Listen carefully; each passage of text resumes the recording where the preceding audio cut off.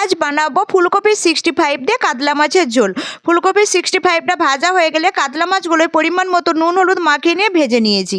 কড়ার ওই তেলেতে পেঁয়াজ কুচি, টমেটো কুচি, জিরে সর্ষে পোস্তর পেস্ট, পরিমাণ মতো লঙ্কা গুঁড়ো, হলুদ গুঁড়ো, নুন দিয়ে মশলাটা ভালো করে কষিয়ে জল দিয়ে দেবো। ঝোলটা ফুটে গেলে 65গুলো দিয়ে ভেজে রাখা কাতলা মাছগুলো দিয়ে আরও কিছুক্ষণ ফুটিয়ে নেবো।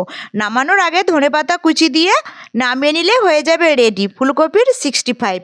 গরম গরম ভাতের সঙ্গে বন্ধুরা খেতে কিন্তু খুবই দুর্দান্ত লাগে।